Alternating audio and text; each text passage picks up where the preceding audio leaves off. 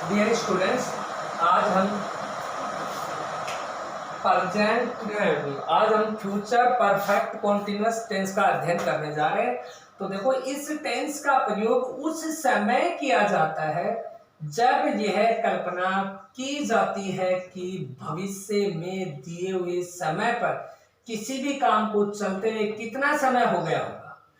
यानी कि इस टेंस का प्रयोग उस समय किया जाता है और यह कल्पना की जाती है कि भविष्य में कोई कार्य दिया गया था तो वह कार्य किस समय तक पूरा हो गया होगा या किस समय तक चलेगा, ये इस टेंस में दर्शाया जाता है।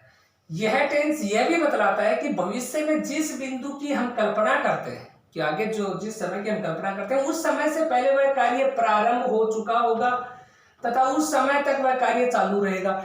कि हम भविष्य में कल्पना करते हैं कि उस समय तक यह कार्य शुरू हो चुका होगा और उस समय तक आगे तक यह खत्म हो चुका होगा या चालू रहेगा या उसे चलते हुए कुछ समय हो चुका होगा। ये सब इसमें दर्शाया जाता है। तो देखो, पहचान जिन हिंदी वाक्यों के अंत में रहा होगा, रही होगी, रहे होंगे तथा समय के बाद से शब्द अवश्य होगा। कि जिन हिंदी वाक्यों के अंत में रहा होगा, रही होगी ये मिलेंगे और समय के साथ से शब्द मिलेगा, यानी कि समय के बाद से शब्द मिलेगा हिंदी में, तो वहां पर वह फ्यूचर परफेक्ट कॉन्टिन्यूअस टेंस होगा। देखो, जैसे by plus time, since for plus time, इन दोनों में से या दोनों साथ भी मिल सकते हैं। तो देखो, शैल या will, have plus been plus verb की फर्स्ट फॉर्म में आईएनजी का प्रयोग होगा। तो देखो, इस टेंस में हेल्पिंग वर्ब शैल या विल, हैव प्लस बीन, इस टेंस में जो हेल्पिंग वर्ब होगी शैल या will, have plus been, verb की फर्स्ट फॉर्म में आईएनजी लगेगी। हेल्पिंग वर्ब तो शैल या विल, हैव प्लस बीन और वर्ब की फर्स्ट फॉर्म में आईएनजी का प्रयोग होगा।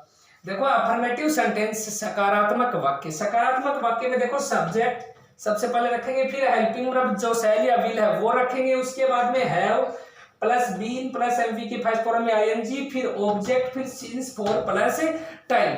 अब सिंस फॉर प्लस टाइम यानी कि सिंस का प्रयोग, फॉर का प्रयोग मैं पहले बता चुका हूं, उसका हम अध्ययन कर चुके हैं। तो उसकी उसी अनुसार, उसी रूल के अनुसार सिंस फॉर का प्रयोग होगा। निश्चित समय के लिए सिंस का प्रयोग होगा और अनिश्चित समय के लिए फॉर का प्रयोग होगा। तो देखो, लड़कियां 2 घंटे से पढ़ रही होंगी, तो देखो सब्जेक्ट इसमें हो गया गर्ल्स, तो GIRLS गर्ल्स। फिर हेल्पिंग वर्ब लगाएंगे तो उसमें गर्ल्स विल, क्योंकि इसमें आई और वी के साथ ही सेल लगता है, तो देखो गर्ल्स विल, फिर सूत्र में देखो हैव,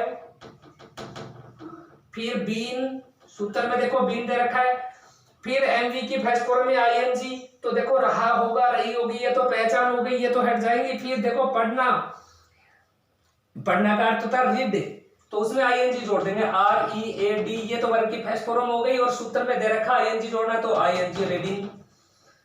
फिर ऑब्जेक्ट, अब इसमें और है नहीं, तो 2 घंटे से, तो 2 घंटे से का अर्थ होता है कौन से 2 घंटे से, अनिश्चित टाइम है, निश्चित समय है, तो उसके लिए हम फॉर का प्रयोग करेंगे, फॉर 2 आवर्स, HOURS आवर्स।